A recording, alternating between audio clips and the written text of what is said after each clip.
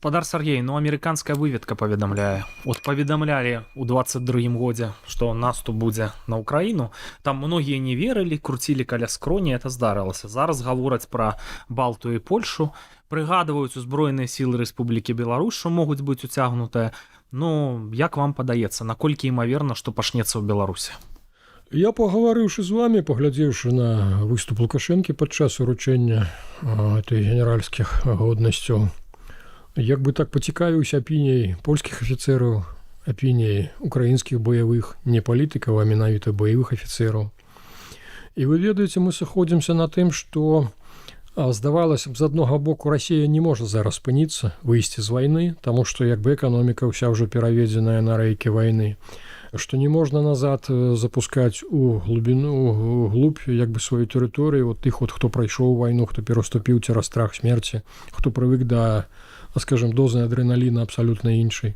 То вот дзе рэальная пагроза? Эканоміка раз пераведзеная, і другое, што не можна, як бы так, без вонкавай задачы Расіі зараз не можна.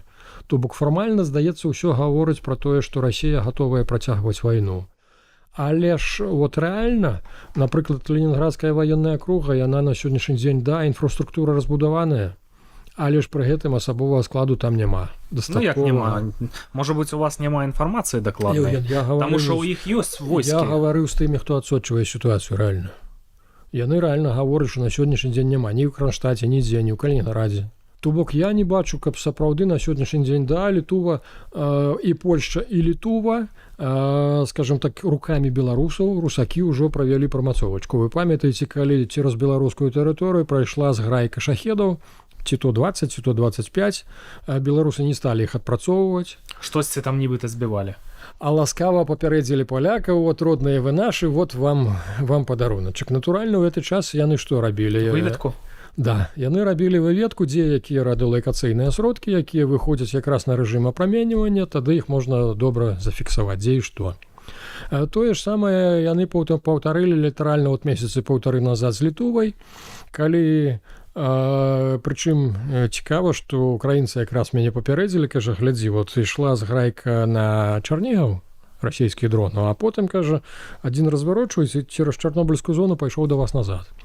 Так аказалось, это не просто, як бы так, заблукаўшы дрон, это тое, што беларусы зноўку такі не адпрацавалі, яны яго запусцілі на Латвію, на Літуву, папярэдзілі Літуву, што вам прэзент, да, і там адбылося тое ж самае. Так вот, глядзіце, Літува рэальна аказалася не гатовая нават да залёту аднога дрона.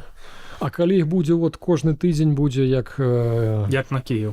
Да не нават не як на Кіеў, а нават просто па 20 шахедаў, без балістыкі, без нічога. Што будзе з Літувай? То бок у Літуве як бы багата хто сядзіць, прыціснуўшы вушы, разумеючы, што вайна як бы непазбежна. Нас уцягнуцца? Пытанне. Я ўсё ж такі спадзяюся, што Лукашенко не здарма насіўся ў Пекін, і ўсё ж такі, мы для Пекіна важныя, не Лукашенко важныя, а менавіта геаграфічнае становішча Беларусі, бо мы робімся горлышкам пляшкі, цераз якую ідзе транзіт, менавіта чыгуначны транзіт кітайскага грузу на еўразвяз. Для Китая это важна.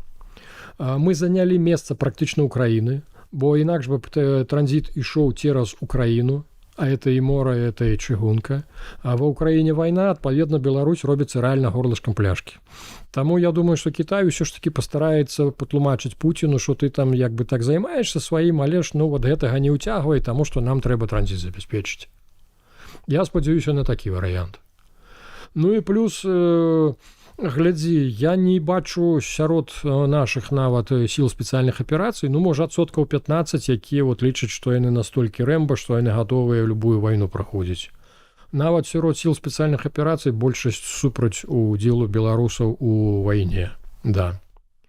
Магчымасць не абавязкова, у маё разуменне, Сувалскі калідор, это пясок, это балоты, туды ніхто не палезе.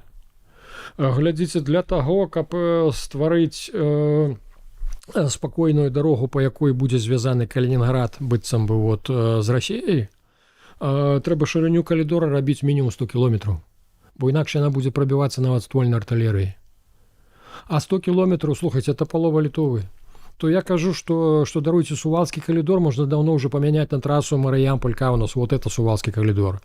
І Расія, калі пачне, яна цалкам можа зайсці цераз Латвію, Літву і не кранаючы нават Беларусь. Нават у Эстоніі там жа ж магістралі ёсць, так вельмі зручная для перасоўвання і дыстанцыя невялікая.